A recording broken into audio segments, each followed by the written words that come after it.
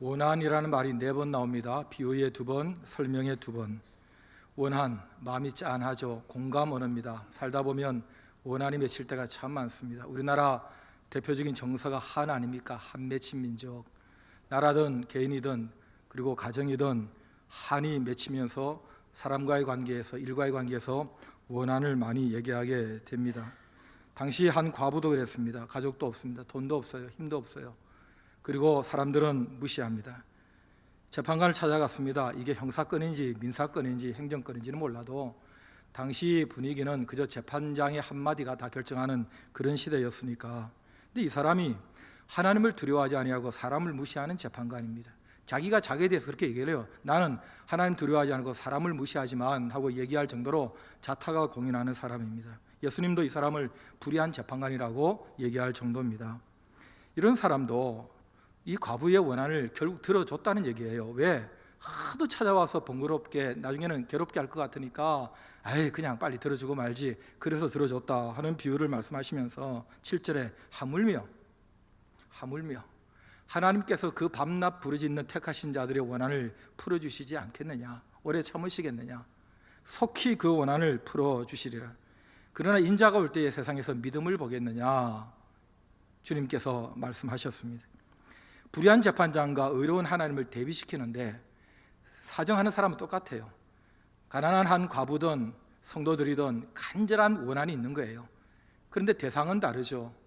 그런데 이 불의한 재판장도 이렇게 간절하게 번거롭게 요청하니까 들어주는데 하물며 택하신, 그래서 밤낮으로 부르짖는 성도들의 그 원한을 의로우신 하나님께서 어떻게 안 들어주시겠느냐, 속히 풀어주실 것이다, 이런 얘기입니다.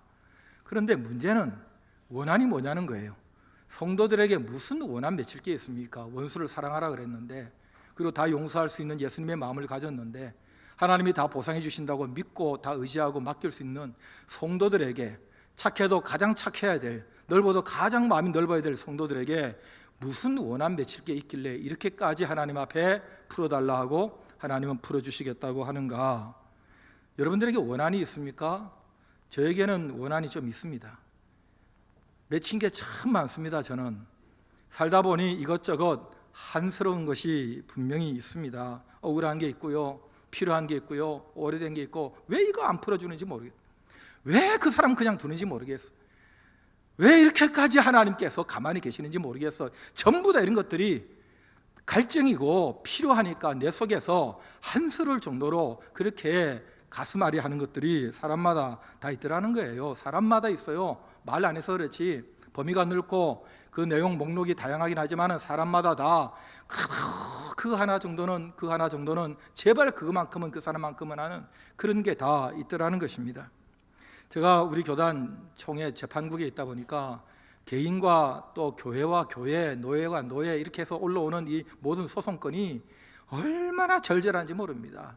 3개월 된, 3년 된, 심지어 30년 된 문제도 올라오는데 보면 막 가슴 아리하고 너무너무 가슴 아픈, 그리고 너무너무 절실하고 너무 한이 맺힌 그런 일들이 교회 다니는 사람들, 심지어는 교회 대 교회끼리도 있는 게 이 세상이더라 하는 것입니다. 다윗 같은 심정이 아닐까.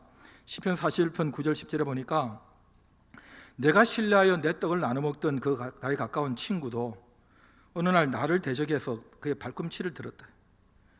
그렇지만 주 여호와여 내게 은혜를 베푸시고 나를 일으키셔서 내가 그들에게 보응하게 복수하게 해주세요. 이런 기도를 다시 하는 거예요. 엊그제도 내 친구였던 사람이 등을 돌리고 나에게 배신을 했는데 나를 도와주셔서 내가 그 사람 반드시 행한 대로 하면 갚아줄 수 있도록 그렇게 해달라는 기도를 세상에 믿음 좋은 다윗이 할 정도로 이렇게 성도라도 맺힌 한들이 있더라는 거예요. 그런데 여러분, 오늘 이 본문을 읽고 그래 좋다, 오늘 한번 풀겠구나. 본문을 읽을 때는 내가 읽고 싶은 걸 읽지 말고 본문을 말씀하신 그분이 뭘 얘기하고 싶은지를 먼저 파악을 해야 돼요. 왜 원한이라는 말을 4번이나 하고 있는가? 예수님은 비유로 설명으로 예수님 말씀하시는 그 원한이 뭔가 하는 게 중요합니다. 누가복음에만 나오는 거예요. 마태, 마가, 요한복음에는 안 나옵니다. 누가는 왜 이것을 예수님이 말씀 안 하신 걸 했을 리는 없고 말씀하셨으니까 기록하고 이것에 올려놨을 텐데, 예수님은 왜 이 비유를 말씀을 하실까? 그리고 예수님이 성도들이 그렇게 맺힌 원한을 무슨 원한이라고 생각을 하고 계시는 걸까? 누가복음 이 17장부터 이어지는 이 18장은 17장에 이어서 하시던 말씀을 계속하고 계십니다. 바리새인들이 물었어요. 하나님 나라가 언제 임합니까? 그랬더니 그건 보이게 임하는 게 아니라 너희 안에 있다 하고 대답을 하신 다음에 제자들을 쳐다보시고, 자, 인자가 올 때에, 인자의 날에는, 그러면서 제자들 들으라고 마지막 인자가 올 날이 있다, 끝이 있다, 그 날이 있어. 그때까지 너희가 어떻게 살아야 되겠느냐, 그 결론을 오늘 18장 본문으로 말씀하시고 저와 여러분이 읽은 겁니다. 그럼 제자들이라도, 그 대단한 제자들, 믿음의 성도들이라도 주님이 오실 때까지 살다 보면, 오래 살다 보면 나름대로 뭔가 맺히는 원한들이 있다는 것을 주님이 알고 계시는 겁니다. 그래서 그때까지 어떻게 살아야 되는가 말씀을 하시면서 반드시 그 원한을 풀어주기는 하겠지만은, 그러나 항상 기도하고 낙심하지는 말아라. 거기까지는 괜찮은데 결론을 뭐라고 맺으시냐면, 그런데 인자가 올 때에 세상에서 믿음을 보겠느냐, 그러는 거예요. 뭐예요? 이 여우는 믿음 있는 사람이 별로 많지 않을 거다, 믿음을 끝까지 가지고 있는 사람이 그렇게 흔하진 않을 거다, 이걸 암시하고 있는 뉘앙스를 주님이 나타내신 것입니다. 결론이 바로 이겁니다. 여러분, 하나님 나라가, 하나님의 다스림이 죄를 걷어내고 자녀 삼아서 의인 만들어서 천국 데려가고 이 땅을 하나님이 기뻐하시는 세상으로 만드는 하나님의 나라가 이 땅에 임할 때에 사람 쪽에서 갖는 표현 하나가 믿음이에요. 그러시고 표현하는 양식이 믿음이에요. 믿습니다. 믿습니다. 정말 그렇습니다. 그렇게 살겠습니다 하고 상대방을 믿는 거예요. 그런데 이 믿음으로 구원을 얻는데, 그 믿음, 구원 얻은 믿음 가진 사람이 바로 하늘나라로 올라가 버리는 게 아니라 살잖아요. 이렇게 우리 더운 여름 일주일 또 살잖아요. 앞으로 또 일주일 살지 몰라요. 못 살지도 모르고. 이렇게 살다 어느 날 인자가 올 마지막 그때가 있는데, 그때까지 이 구원 얻은 믿음을 가진 사람이 어떻게 살란 말입니까? 이 복잡하고 이 쉽지 않은 세상에서. 그럴 때에 항상 기도하고 낙망치 말라. 항상 기도하고 낙심하면 안 돼. 항상 기도하고 낙심하지 마. 그렇게 살면 돼. 그러면서 믿음을 보겠느냐 한 것은, 주신 믿음이 항상 기도하고 낙심치 않게 만들기 위해서 믿음을 줬다는 거예요. 그 믿음이 뭐냐? 항상 기도하고 낙심치 않으면서 인자가 올 그 마지막 때를 기다리게 하는 게, 그게 믿음이라는 거예요. 예수님은 지금 그 말씀을 하십니다. 그러니까 이거 그런 사람 별로 없을 거다 하는데, 여러분 이 말씀을 딱 듣는 순간에 별 없기는, 저는 목사로서 그런 생각 드는 거예요. 서대문 교회부터 먼저 쳐다보세요. 주님이 오실 때까지 항상 기도하면서 낙심하지 않는 사람들 여기에 많이 있을 겁니다. 경상도 말로 천지백갈입니다. 허벌나게 많을 겁니다. 허벌나게. 여기 와서 쳐다보고 있겠느냐 보겠느냐 하지 보세요. 주님 오시는 그날까지, 주님이 빨리 오시지 않으면 우리를 부르실 테니까 이 땅을 떠나는 날까지, 살아있는 동안에 주님 오실 때까지 끝까지 항상 기도하고 낙심하지 않는 사람들 많이 있습니다. 이런 오기가 생기는 거예요. 그런데 이런 마음을 가지는 만큼 한이 맺히는 게 있어요. 나는 왜 그렇게 못할까? 나는 왜 낙심을 할까? 우리 교인들은 왜 낙심을 할까? 그리고 나가서 왜 좀 빨리 안 올까? 주님은 좀 빨리 오면 이렇게 힘들지도 않을 텐데, 이런 생각이 있다 보니까 이게 가슴앓이가 되는 거예요. 응어리가 되는 거예요. 여러분, 성도들을 네 종류로 한번 나눠볼까요? 항상 기도하지도 않고 낙심만 하는 사람이 있어요. 내 얘기구나. 그리고 항상 기도하지 않는데 낙심도 안 하는 사람이 있어요. 대단한 사람이. 항상 기도는 하는데 낙심은 낙심대로 하는 사람이 있어요. 그리고 마지막으로 항상 기도하면서 낙심하지 않는 사람이 있어요. 이 사람을 보고 싶다는 거예요. 주님이. 이 사람이 믿음의 사람이라는 거예요. 그러니까 믿음이란, 구원받은 사람이 구원받은 그 믿음 가지고 오실 주님을, 도와주실 주님을, 심판하실 주님을, 구원하실 주님을 끝까지 항상 기도하면서 그 어떤 일 때문에 낙심하지 않게 만드는 게 그게 내가 너에게 준 믿음이다. 믿음 있는 사람은 그렇게 살아야 돼. 내가 그렇게 살게 할 거야. 그 말씀을 하고 계시는 거예요. 근데 여러분, 저를 생각해 보니까 제가 4번째 항상 기도하면서 낙심하지 않는 믿음의 목사가 되어야 될 거 아니에요. 그런데 정직하게 저를 돌아보니까 저는 4번째보다도 3번째에 가까운 거예요. 기도는 그런 대로 계속 꾸준하게 하는데 기도하는 만큼 낙심을 하는 것 같아요. 왜 이렇게 낙심이 많이 되는지 몰라요. 왜 빨리 주님이 오시지 않을까?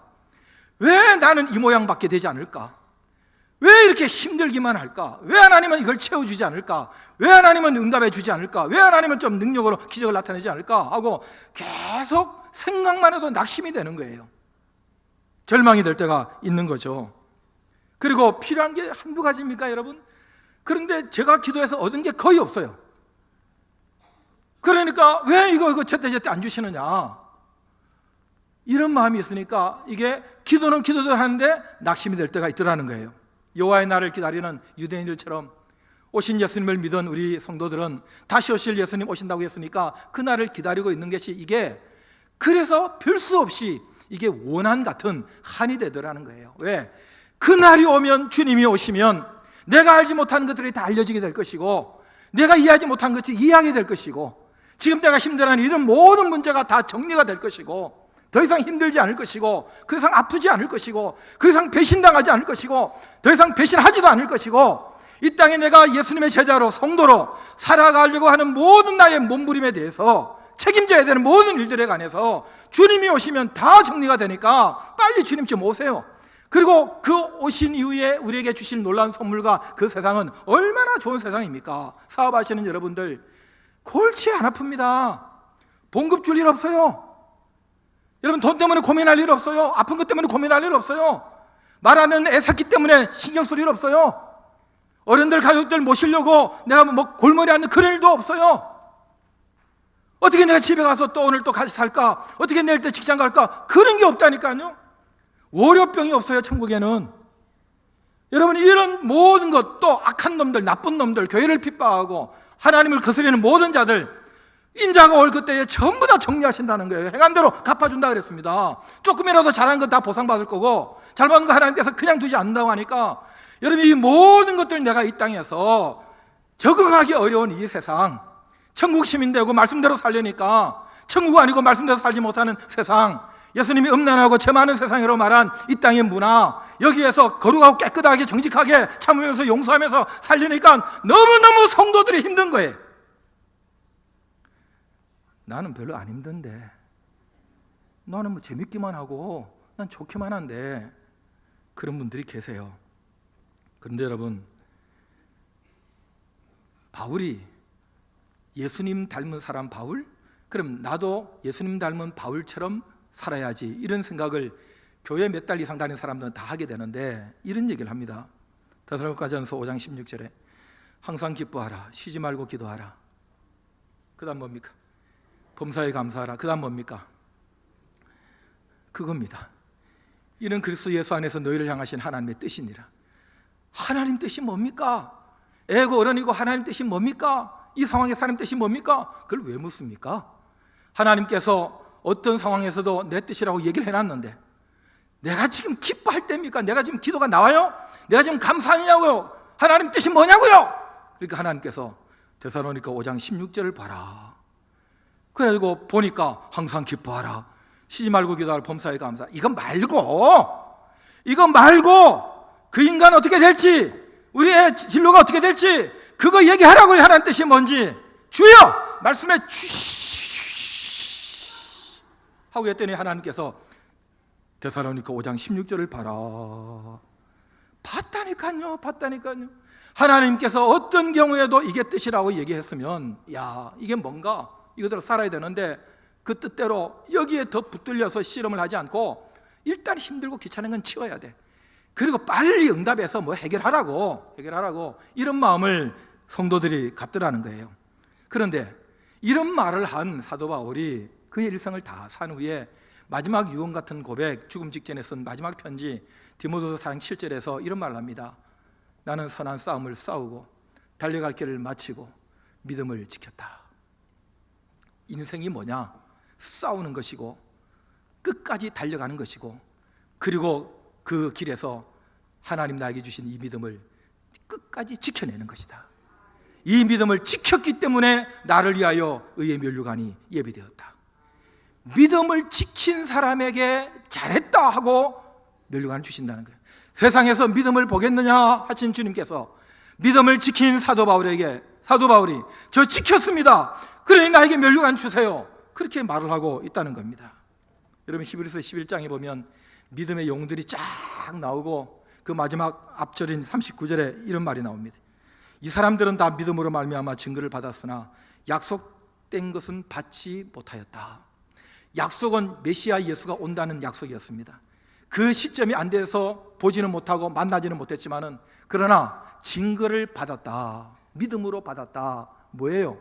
그에게 주신 그 믿음 가지고 항상 기도하고 낙심하지 않고 메시아가 온다 했으니 오실 거야 하고 기도 중에 계속 확신을 더하면서 의지하면서 그렇게 성도답게 살아갔기 때문에, 비록 주님이 그들의 살아있을 때 오지는 않았지만은 이미 그 약속을 받은 것이나 마찬가지.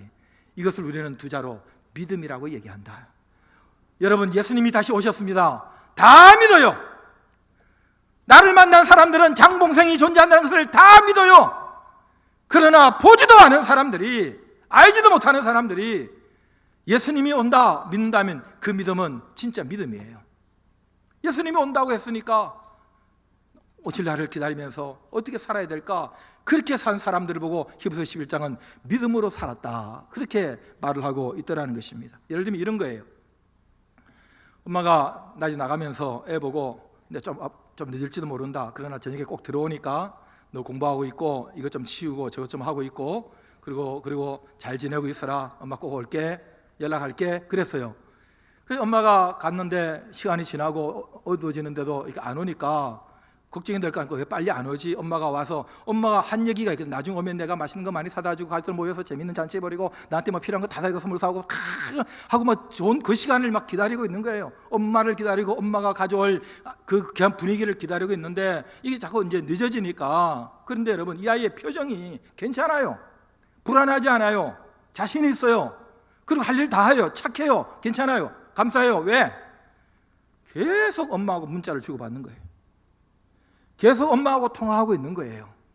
그러니까 아직 엄마가 오지는 않았지만은 이미 영상통화, 문자통화 해가면서 온 것처럼, 그리고 다 계속해서 교감하면서, 교제하면서, 그리고 그 시간을 잘 기다리고 있는 거예요. 여러분, 그걸 기다리고 있다 이렇게 말하는 거예요. 그런데 어떤 집 아이는 반대인 거예요. 반대인 거예요. 내가 엄마 갔다 올 테니까 여기 뭐 하고 있어라 그랬더니 오세요. 그래 놓고는 지 맘대로 사는 거야. 기다리지도 않고 하라는 일도 안 하고 TV 보고 게임하고, 물론 게임이 전공인 사람도 있긴 하지만은, 그래 지 마음대로 나쁜 친구들하고 어울리고 막 그렇게 살면서 나중에는 에이, 안 와도 돼, 재밌는데. 재밌잖아요. 얼마나 재밌어요. 낙심하지 않아요. 항상 기도하지 않고 낙심하지 않는 대단한 사람이 이 사람이에요. 어머니를 기다리고 어머니가 가져올 지금보다 훨씬 더 좋은 세상을 기대하지 않는 거예요. 여러분, 이게 우리 쪽에서는 그러면 됐지 뭐, 엄마 없이 혼자 잘 살면 됐지 뭐, 그렇게 말하지만은 부모 입장에서 생각을 해보세요. 인생이 그런 겁니까? 나 혼자 잘 살다가 잘 죽을 수 있습니까? 잘 죽어서 천국 갈 수 있습니까? 그건 가정살이하고 다르잖아요. 그러나 이건 절대절명에 필요한 관계고 기다려야 되고 보상해야 되고 누려야 되는 건데, 기도가 이거라는 거예요. 끊임없이 하나님께 기도하면서, 항상 기도하면서, 무슨 일을 기도하면서 다시 오겠다 주님, 주님이 오시면 이 모든 게 해결될 거야, 보상해 줄 거야, 참았던 거 다 수고를 인정해 주실 거야, 그때 되면 알 거야. 그러면서 내가 갔던 이 모든 길, 그때마다 엄마가 하라고 했던 거 하는 아이처럼 주님께서 말씀하셨던 거 그대로 해가면서, 잘 모를 때는 문자로 전화로 물어가면서, 그렇게 마지막 저녁에 만날 영원한 천국의 잔치 그날을 기다리는 사람, 항상 기도하고 낙심하지 않는 사람, 이게 기도고 기도해야 될 이유고, 하나님께서 우리에게 주신 최고의 선물이 기도, 바로 이것입니다. 자, 여러분, 제가 예를 하나만 더 들겠습니다. 누가복음을 기록하면서 마태, 마가복음에 없는 사람 한 명을 소개했습니다. 안나라는 여인인데, 1장에 소개를 해요. 이분은 젊어서 결혼해가지고 7년 만에 혼자 됐습니다. 가부가 됐어요. 그리고 나이 먹다 보니까 84세까지 나이 들었습니다. 그 사람 어떤 사람이래? 자, 여러분 어떤 사람입니까? 만일 나를 알지 못하는 어떤 사람에게 나를 잘 아는 사람이 나를 소개할 때 딱 한 줄로 그 사람 어떤 사람이라고 소개해봐라 그러면 여러분은 어떻게 소개할 것 같아요? 성질 더러운 사람이라, 정말 나쁜 사람이라고. 여러분 그런 소리는 듣지 않겠지만은 항상 주의 전에 나와 기도하는 사람이다, 안나가 그런 평가를 받은 거예요. 떠나지 아니하고 주야로 금식하면서 하나님께 기도하는 이 여인, 어느 날 하나님의 아들이 인간이 되어서 이 땅에 오셔서 어릴 때 그 성전에 들어갔는데 그 많은 대단한 종교적 위상을 가진 사람들, 그 많은 지성인들이 세상에 자기들이 믿고 예배 맨날 하고 있는 성도 교인이라고 얘기하고, 그리고 성직자로 얘기하는 사람들이 하나님을 섬긴다고 해서 하나님의 아들이, 하나님의 본체가 인간으로 와서 지금 성전 안에 들어와 있는데 아무도 그 사람을 알아보지 못하는 거예요. 이게 전부 다 가짜예요. 그런데 이 여인은 딱 보고 아는 거예요. 하나님의 아들이다. 그리고 사람들에게 이 하나님의 아들에 관해서 얘기를 했다 하는 한 여인을 소개하는 겁니다. 얼마나 이것이 중요한가. 그래서 우리가 왜 기도해야 되는가를 누가는 얘기하고 또 얘기하고 싶어서 1장부터 안나 얘기를 하고, 다른 복음서도 없는 이 18장에 항상 기도하고 낙심치 말라고, 이게 믿음이라고, 그렇게 누가는 지금 예수님의 말씀을 우리에게 소개하고 있는 것입니다. 세 가지를 공고합니다. 항상 기도하고 낙심치 마시고 주님이 오실 때를 기다리시기 바랍니다. 두 번째, 계속 그렇게 살아갈 수 있도록 기도의 영을 부어달라고 기도하시기 바랍니다. 여러분, 이게 맨정신으로 되는 게 아닙니다. 시공간 속에 제한된 죄인이었던 태생적 한계에 있는 우리가 시공간을 초월하고 이 땅을 창조하신 그분하고 교감을 하려면 그게 우리 힘으로 되는 게 아닙니다. 그분이 보내신 거룩하신 영, 기도의 영이신 성령께서 교통하셔야만 되는 게 기도입니다. 왜 어떤 사람은 그렇게 해도 기도 제대로 못하는가? 왜 어떤 사람은 그렇게 기도가 잘잘잘 흐르고 기도 시간이 제일 좋고, 기도 가운데 평안과 기쁨을 누리고, 기도 가운데 하나님의 지혜와 능력을 얻고, 기도 가운데 사람을 바꾸고, 왜 그런 신앙생활에 그런 놀라운 실적을 보이는가? 이 차이가 뭡니까? 성령의 역사예요.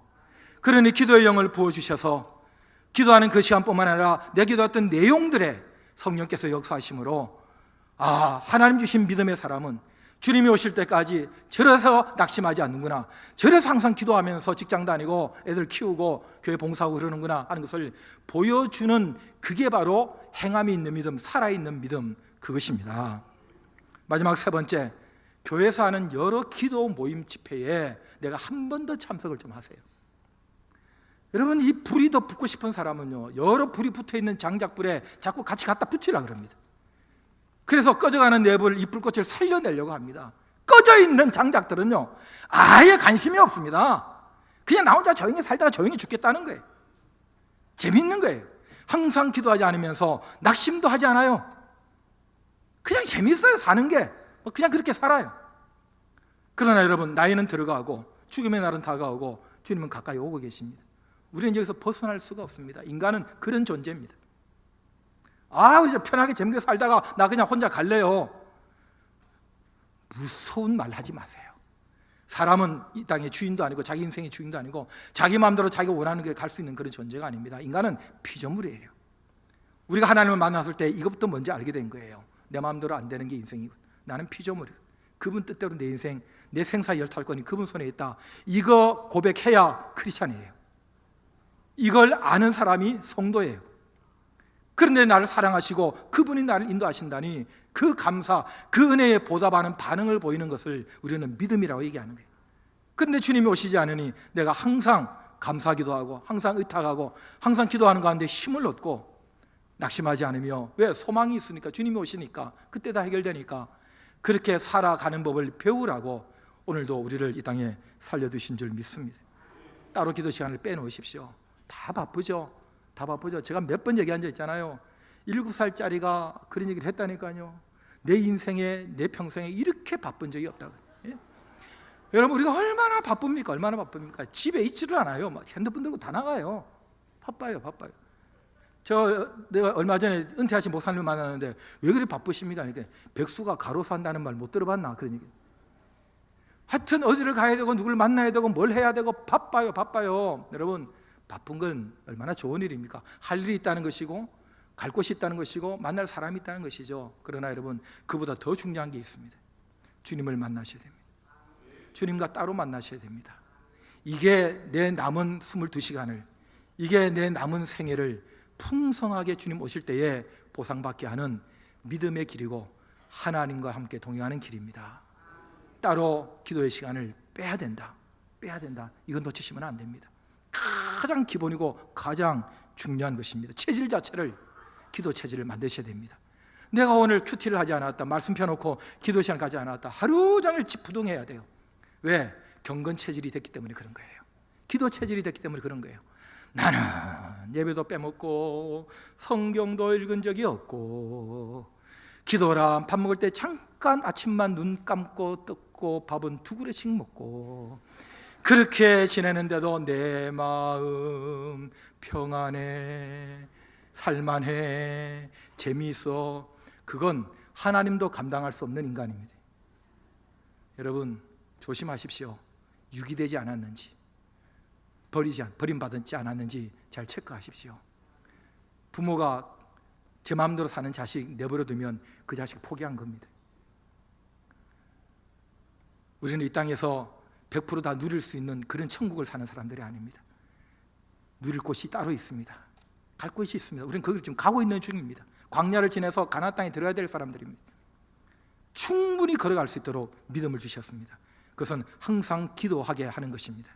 거기서 다 해결됩니다. 그래서 낙심하지 않습니다. 무슨 일이 있어도, 몸이 아파도, 무슨 배신을 당해도, 무슨 걱정이 돼도 낙심하지 않습니다. 왜냐하면 항상 기도하는 가운데 주님께서 문자로, 통화로 말씀하시고 힘을 주시기 때문에, 격려하시기 때문에 주님 오실 때까지 갈 수 있는 줄 믿습니다. 할렐루야. 찬양하겠습니다.